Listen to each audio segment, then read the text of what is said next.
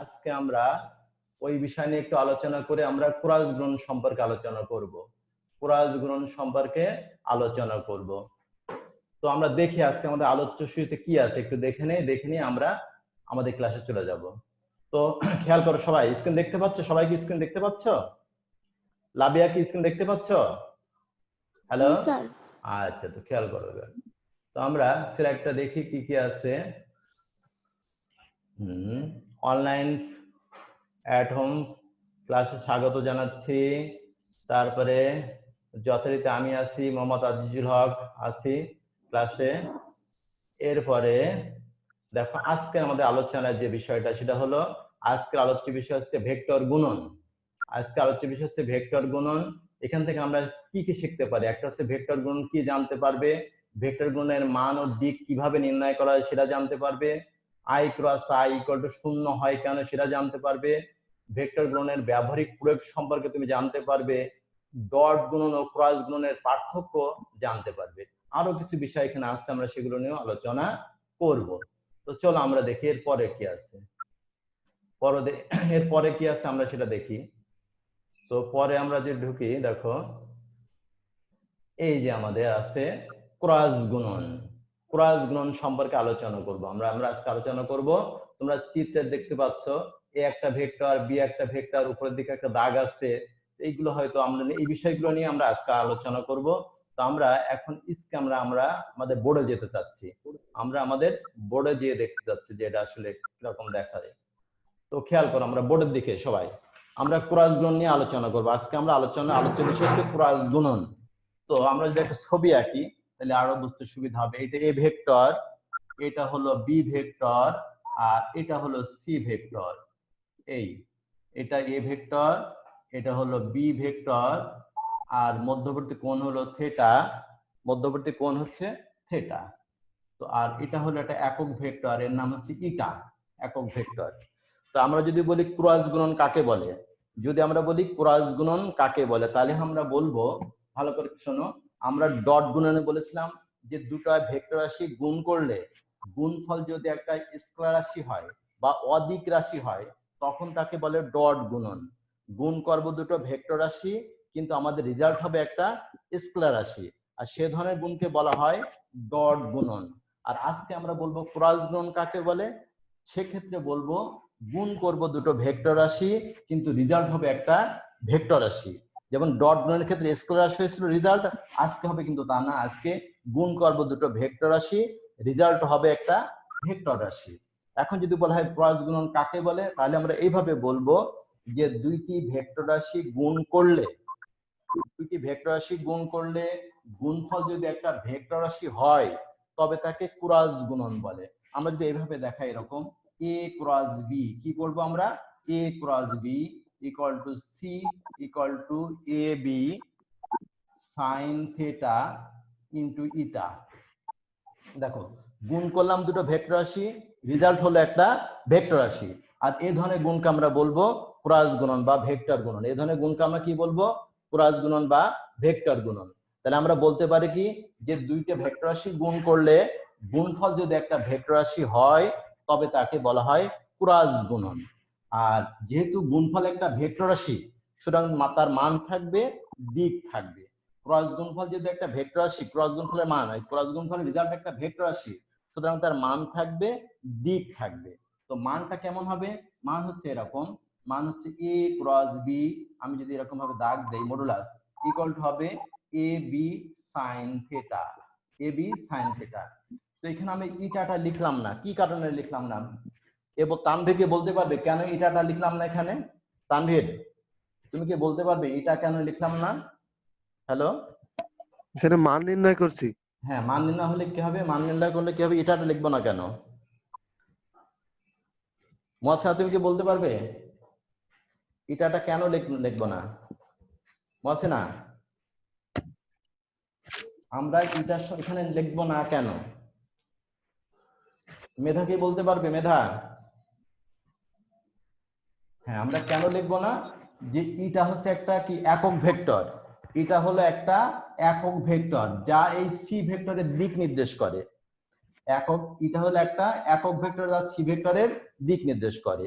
তো একক ভেক্টরে আমরা জানি মান হচ্ছে অন হয়, একক ভেক্টরের মান কত হয় অন, এটা যেহেতু একটা একক ভেক্টরের মান কত হবে অন, ওই জন্য আমরা এটা এখানে লিখে নিই।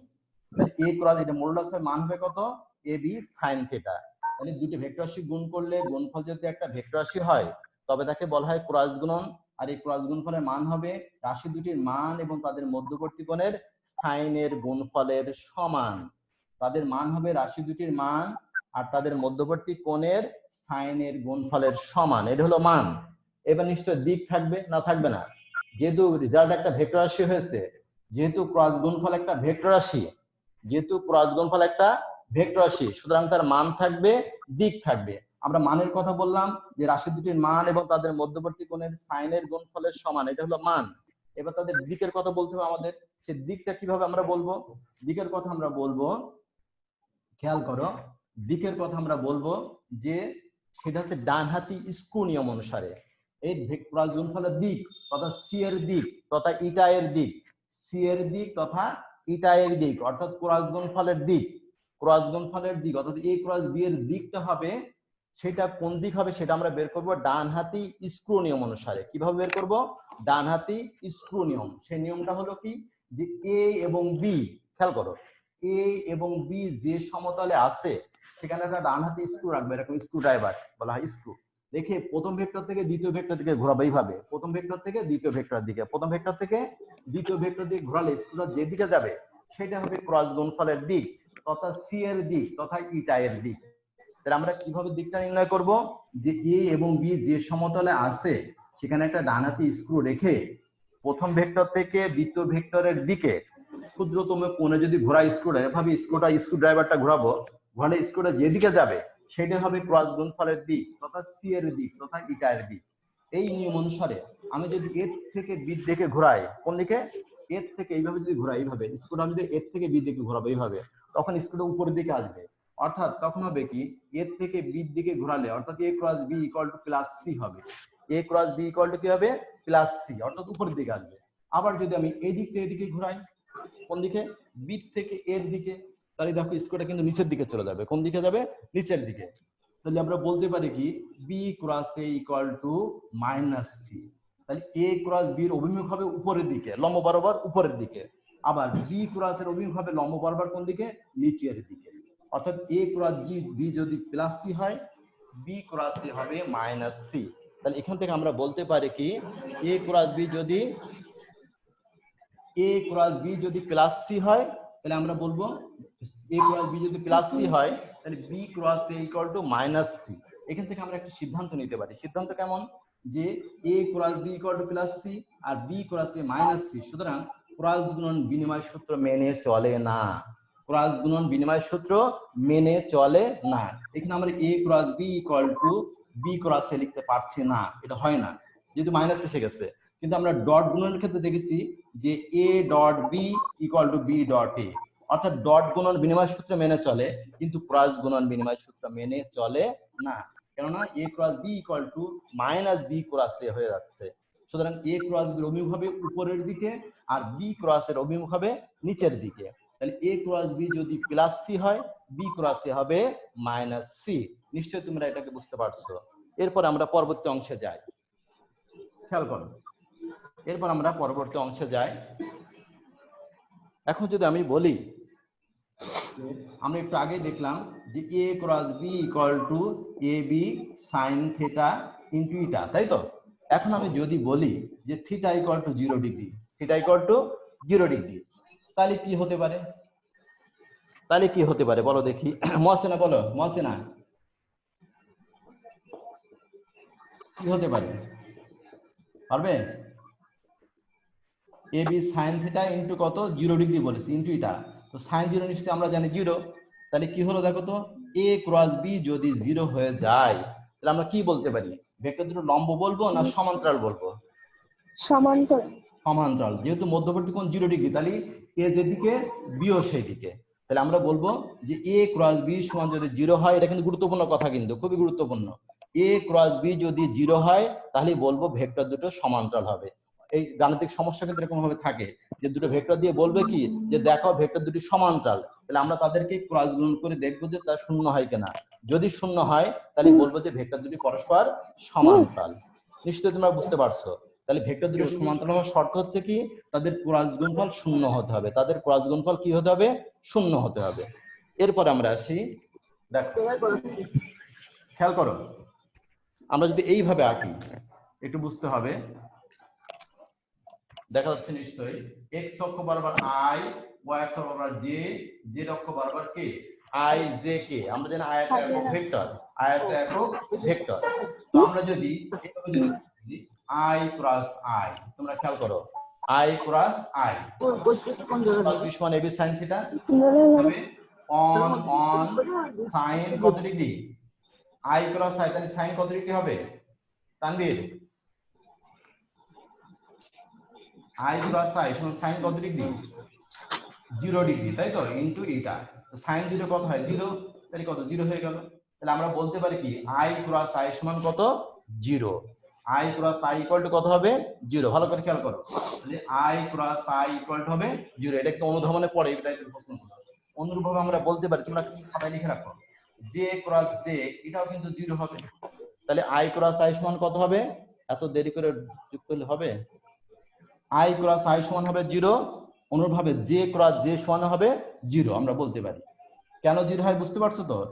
এ বি, এ এটা অন, যেহেতু একক ভেক্টর মান অন হয়, অন sin 0 ডিগ্রি ইনটু এটা। তো আমরা sin যদি জানি 0 হয়, তাহলে আই ক্রস আই সমান হলো কত? 0। অনুরূপভাবে আমরা বলতে পারি জে ক্রস জে সমান 0, কে ক্রস কে সমান 0। আমরা যদি একটা এতে লিখি, একটা বক্সে লিখে রেখে দিই, তাহলে এরকম ভাবে লিখতে পারি। কিভাবে? I cross I equal to J cross J equal to K cross K, sorry, equal to হবে 0। তোমরা এটা বক্সে লিখে রেখে দাও। একটা আমরা পেলাম। এখন আমরা যদি বলি, এবার খেয়াল করো, খুব গুরুত্বপূর্ণ, I cross J যদি হয় তাহলে কি হবে? I cross J তাহলে কি হবে আমাদের? তো আমরা এখানে বলবো অন অন sin কত ডিগ্রি হবে? I J, সব দিক খেয়াল করো, I আর J, তাহলে মধ্যবর্তী কোণ কত? মধ্যবর্তী কোণ হলো 90 ডিগ্রি ইনটু ইটা। তো sin 90 অন, তাহলে কি শুধু ইটা থাকে? ইটা না লিখে আমরা কি লিখলাম? কে লিখলাম। কি লিখলাম? কে। তাহলে I cross j equal two, এটা হচ্ছে একটা একক ভেক্টর, কে একটা একক ভেক্টর। সুতরাং আমরা কি বলতে পারি? I cross j equal to K. I cross j equal আমরা কি লিখতে পারি বলো? কে। ঠিক আছে, I cross j equal two হলো কে। আবার উল্টো যদি বলি যে জে ক্রস আই, তাহলে কি হবে? নিশ্চয়ই মাইনাস কে হবে। একটু আগেই তুমি দেখেছিলে যে এ ক্রস বি যদি প্লাস সি হয়, বি ক্রস এ তাহলে মাইনাস সি হবে। তেমনি I cross j equal two যদি কে হয়, তাহলে জে ক্রস আই সমান হবে কত? মাইনাস কে। আমরা যদি এই বৃত্তটা খেয়াল করি একটু, তাহলে আরেকটু বুঝতে পারি। রাখি, আমি একটু উপরে রাখি, তাহলে বুঝতে সুবিধা হবে। দেখো, এরকম একটা বৃত্ত যদি আমরা আঁকি, এইভাবে যদি ঘুরি, আই জে আর এটা হলো কে, এইভাবে যদি ঘুরি, তাহলে কি হতে পারে? আমরা যদি এরকম বলি যে, আমরা যদি বলি জে ক্রস কে, তাহলে কি হবে? জে ক্রস কে, জে ক্রস কে, তাহলে কি হবে? আই হবে। জে ক্রস কে তাহলে কি হবে? আই। আবার এভাবে যদি বলি যে কে ক্রস আই, তাহলে কি হবে? কে ক্রস আই, এইভাবে ঘুরলে হবে, তাহলে কি জে হবে। আবার যদি উল্টো বলি যে আই ক্রস কে, তাহলে কি হতে পারে? আই ক্রস কে, তাহলে কি হবে? মাইনাস জে হবে, মাইনাস জে। খেয়াল করো, ভালো করে খেয়াল করো, এই দিকে ঘুরলে প্লাস আর এই দিকে ঘুরলে মাইনাস। আমি যদি বলি জে ক্রস কে, জে ক্রস কে, তাহলে কি হবে? জে ক্রস কে, আনিকা বলতে পারবা জে ক্রস কে সমান কি হবে? আনিকা, জে ক্রস কে, সেজিতি বলো তো, সেজিতি, জে ক্রস কে। হ্যালো সেজিতি বলো, জে ক্রস কে সমান হবে, দেখো জে ক্রস কে সমান হবে আই। হ্যাঁ, আচ্ছা। তো নভেরা বলো দেখি এবার, আমরা যদি বলি কে ক্রস জে, তাহলে কি হবে? কে ক্রস জে, কে ক্রস জে, নভেরা বলো, তাহলে কি হবে? মাইনাস আই হবে, তাই তো?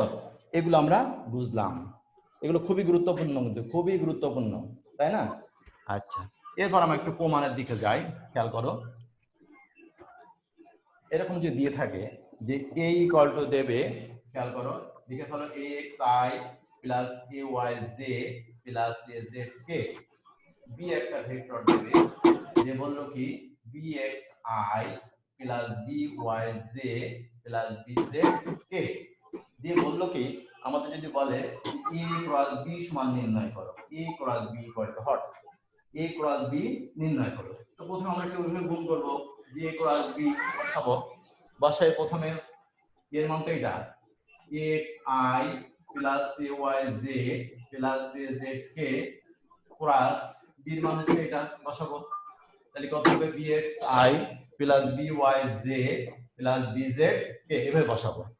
বসানোর পর আমরা গুণ করব, ঠিক একই নিয়মে গুণ করার পরে যেটা থাকবে আমি সেটাই লিখি।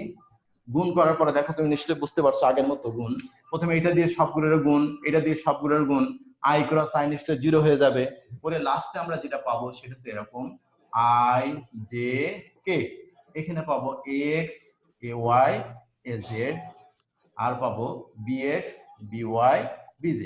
তাহলে আমরা বলতে পারি কি যে a cross b equal to i j k ax ay az bx by bz, এটা a ক্রস b সমান আমরা পেয়ে যাব।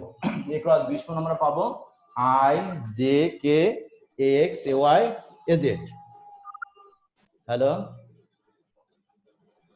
এটা কি হলো? সবাই তো আছে জয়েন্ট, তো আমরা খেয়াল করি তাহলে a cross b equal to পেলাম আমরা কি i j k ax ay az bx by bz, এটা আমরা পেলাম। a cross b equal to, তোমরা লিখে নাও একটু তাড়াতাড়ি, এটা তোমরা লিখে নাও, এটা তোমরা লিখে নাও, a ক্রস b সমান আমরা এটা পাওয়া যাবে গুণ করলে।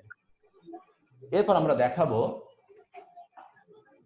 প্রশ্নটা হলো দেখাও যে, তোমরা একটু লেখার চেষ্টা করো, দেখাও যে দুইটি ভেক্টর রাশির ক্রস গুণফলের মান হবে, দুটি ভেক্টর রাশির ক্রস গুণফলের মান মানে a ক্রস b তার মডুলাস হবে একটি সামুদ্রিকের ক্ষেত্রফলের সমান, একটি সামুদ্রিকের ক্ষেত্রফলের সমান, এটা আমরা প্রমাণ করব।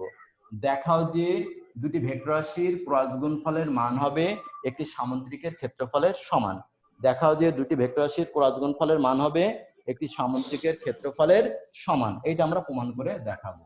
ঠিক আছে, তো আমরা প্রথমে আগের মতোই আসি। আমরা জানি সামুদ্রিকের ক্ষেত্রফল সমান কি, সামুদ্রিকের ক্ষেত্রফল ভূমি গুণ উচ্চতা। আমরা জানি কি, কি বলো, ভূমি গুণ, বলো ভূমি গুণ উচ্চতা, এই তো নাকি, উচ্চতা। ভূমি গুণ উচ্চতা। উচ্চতা। আমরা যেটা ছবি আঁকি তা একটু বুঝতে সুবিধা হবে, আরো সুবিধা হবে। আমরা যে এখানে ছবিটা দেখা যাবে এখানে আঁকি, যে এই আমরা একটু সামুদ্রিক আঁকি, এই যে সামুদ্রিক আঁকলাম ও এ বি সি, এই বাহু সমান দিলাম আমরা ও পি, এখানে দিলাম কিউ আর, এখানে আমরা এ ভেক্টর দেব আর এখানে আমরা বি ভেক্টর দেব, এটা থিটা, এখান থেকে লম্ব টানবে, যে লম্ব, এটা আমরা এইচ ধরলাম। তো আমরা জানি সামুদ্রিকের ক্ষেত্রফল হচ্ছে কি ভূমি গুণ উচ্চতা, ভূমি নিশ্চয়ই আমরা ছবিতে দেখেছি ওপি, আর উচ্চতা নিশ্চয়ই কত, এখানে এখানে যদি আমরা আর এস দেই তাহলে কি বলবো, এখানে আর এস, ভূমি গুণ উচ্চতা, ভূমি গুণ উচ্চতা, ভূমি হচ্ছে ওএম, ওপি আর উচ্চতা হচ্ছে আর এস, তো ভূমি গুণ উচ্চতা। এখন খেয়াল করো, এই আমরা এই ত্রিভুজ থেকে আমরা এই মানটা বের করে নেব। তা নিশ্চয়ই আমরা জানি যে ত্রিভুজের এটা যদি আমরা বের করতে পারি যে সাইন থিটা সমান আমরা কি জানি বলো তো, সাইন থিটা সমান জানি লম্ব বাই অতিভুজ, লম্ব বাই অতিভুজ, লম্ব হচ্ছে এখানে আরএস আর অতিভুজ হচ্ছে এখানে কত ওআর, তাহলে আরএস ইকুয়াল টু আমরা পেলাম ওআর সাইন থিটা, যেহেতু আমরা মান বের করছি ভেক্টর চিহ্ন দেব না, ওআর ইকুয়াল টু লিখব বি, বি সাইন থিটা, তাহলে আমরা কি পেলাম ওপি ইকুয়াল টু হচ্ছে এ, ওপি ইকুয়াল টু এ, আর কি পেলাম আরএস ইকুয়াল টু পেলাম b sine theta, b sine theta সমান সমান আমরা লিখতে পারি a b sine theta equal to mod a cross b, mod আমরা এ ক্রস বি। তাহলে সামুদ্রিকের ক্ষেত্রফল হলো দুটি ভেক্টর রাশির ক্রস গুণফলের মানের সমান, সামুদ্রিকের ক্ষেত্রফল হলো দুটি ভেক্টর রাশির ক্রস গুণফলের মানের সমান, সামুদ্রিকের ক্ষেত্রফল হলো তাহলে কি হলো বলো, দুটি ভেক্টর রাশির ক্রস গুণফলের মানের সমান। তো আমরা কিছু মূল্যায়ন আছে, সেই মূল্যায়নটা আমরা দেখি এবার একটু, আমরা একটু মূল্যায়নের দিকে যাব। খেয়াল করো, আমরা স্ক্রিনে যেতে চাচ্ছি, আবার আলোচনা তো হলো, স্ক্রিনে আমরা যাই দেখি কি আছে সেখানে। খেয়াল করো, এই যে বিষয়গুলো আমরা আলোচনা করেছি, এই যে ছবি তোমরা দেখতে পাচ্ছ, এগুলো সবই আমরা যে আই ক্রস জে সমান কে, আই ক্রস কে সমান জে, এগুলো আমরা আলোচনা করেছি। এই যে ক্রস চিহ্নটা দেখাইছি আমরা সব। তো আমরা পরবর্তীটা দেখি কি আছে।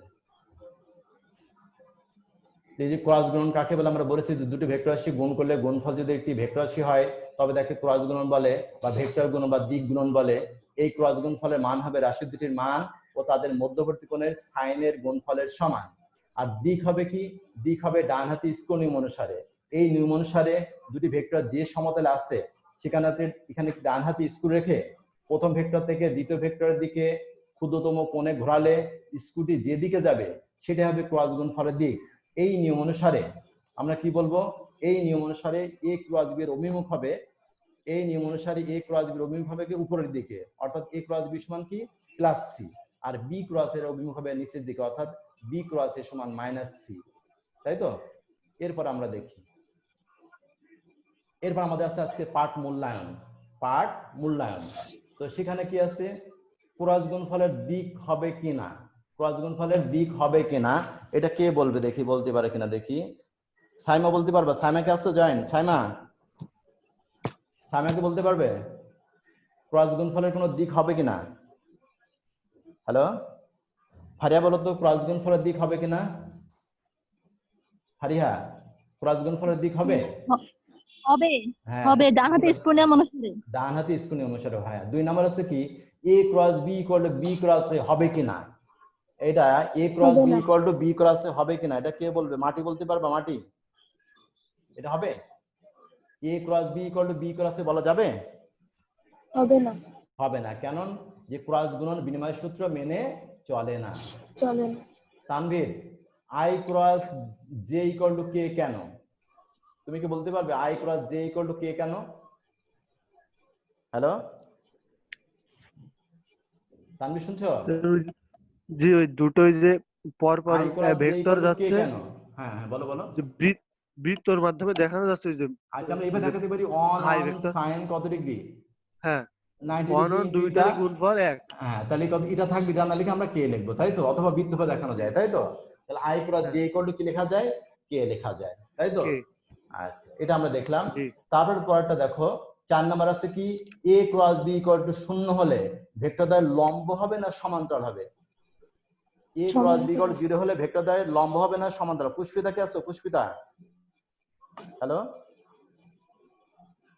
অনন্যা সাহা কে আছো? অনন্যা সাহা জয়েন আছো? জি স্যার। হ্যাঁ বলো দেখি। হ্যালো, হ্যাঁ শুনছি। এ ক্রস বি সমান্তরাল হবে। সমান্তরাল হবে, হ্যাঁ সমান্তরাল হবে। Thank you. আরেকটা কি আছে যে এ ক্রস বি এর দিক কোন দিকে হবে? এ ক্রস বি এর দিক কোন দিকে হবে বলো? এ ক্রস বি এর দিক কোন দিকে হবে? এ ক্রস বি এর অভিমুখ কোন দিকে হবে বলো? উপরের দিকে না নিচের দিকে না কি হবে বলো দেখি? উপরে। হ্যাঁ, এ ক্রস বি এর অভিমুখ হবে উপরের দিকে, অর্থাৎ a cross b equal to কি প্লাস সি, তাই তো? অর্থাৎ এ এবং বি এর লম্ব বরাবর, এ এবং বি এর লম্ব বরাবর। আমরা যদি ছবিটা দেখাই তাহলে, আমরা যদি স্ক্রিনে দেখাই তাহলে দেখো, খেয়াল করো, আমরা বলছি এ ক্রস বি এর অভিমুখ হবে এইদিকে, একটা এ এটা বি, এইভাবে হবে, এটা হচ্ছে সি, তাই তো? এটা এ ভেক্টর, এটা বি ভেক্টর, এটা হচ্ছে থিটা, তাই তো? তাহলে কোন দিক হবে? উপরের দিকে, equal to A cross B. আবার যদি এই দিকে হয় তখন আমরা বলবো কি মাইনাস সি, তাই তো?